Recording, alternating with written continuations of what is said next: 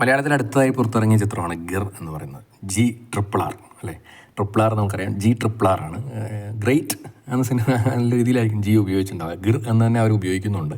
ഒരു സിംഹത്തിൻ്റെ ഗർജനം എന്ന രീതിയിലാണ് സിനിമ വരുന്നത്. സിംഹമായിട്ടൊക്കെ റിലേറ്റ് ചെയ്ത സിനിമയാണ്. സിനിമയുടെ പ്രധാന ഒരു ഭാഗം തന്നെ സിംഹത്തിൻ്റെ കഥയുമായി ബന്ധപ്പെട്ടാണ് വരുന്നത്.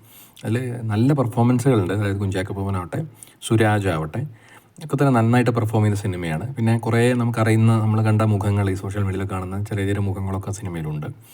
സിനിമയുടെ കഥയിലേക്കൊന്നും ഞാൻ കടക്കുന്നില്ല. പക്ഷേ സിനിമ പൊതുവേ ഒരു ആവറേജിൻ്റെ മുകളിൽ നിൽക്കുന്ന സിനിമയാണ്. ഒരു ഫീൽ ഗുഡ് മൂവി എന്നൊക്കെ പറയാം. അതിൻ്റെ കഥയും അതിൻ്റെ കഥാസന്ദർഭമൊക്കെ നമുക്ക് ഏകദേശം സിനിമയുടെ പിക്ചർ കാണുമ്പോഴും അതിൻ്റെ കാര്യങ്ങളൊക്കെ മനസ്സിലാവുന്നുണ്ട്, എങ്ങനെയായിരിക്കും ഈ സിനിമ പോവുക എന്നുള്ളത്.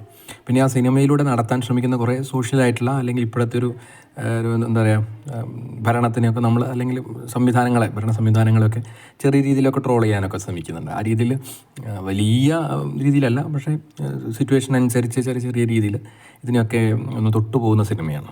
അതിൽ ചില എക്സൈറ്റ്മെൻ്റ് ഉണ്ട്. ഇതിൽ ഒരു ചെറിയൊരു സംഭവം വരുമ്പോൾ നമുക്ക് ഒരു നായടിക്കാൻ വരുമ്പോൾ നമുക്ക് തോന്നില്ലേ, ഇതെങ്ങനെയാണ് നമ്മൾ അതിൻ്റെ ആൾക്കാർ, അങ്ങനെ ഒരു സിനിമ, അത്രയേ പറയാനുള്ളൂ. അതിൽ കഥകളൊന്നും വലിയ കഥയോ അങ്ങനെയാണെന്നല്ല പറയുന്നത്. ഒരു പ്രത്യേക ഇൻസിഡൻറ്റിനെ ബേസ് ചെയ്തിട്ട് ഇങ്ങനെ വരുന്ന സിനിമയാണ്. പക്ഷേ അതിൽ ആക്ടേഴ്സിൻ്റെ പെർഫോമൻസ് കൊണ്ട് തന്നെ സിനിമ വളരെ നല്ല സിനിമയായിട്ട് വരുന്നുള്ളത്. അതിൽ എനിക്ക് തോന്നുന്നു ശ്രുതി പറയുന്ന ക്യാരക്ടർ, അങ്ങനെ ഓരോരോ ആൾക്കാരും ചെയ്തിട്ടുള്ള ക്യാരക്ടേഴ്സ് എല്ലാം തന്നെ ഗംഭീരമായിട്ടുള്ള പെർഫോമൻസ് ഉണ്ട്. പ്രത്യേകിച്ച് സുരാജും ഈ പറയുന്ന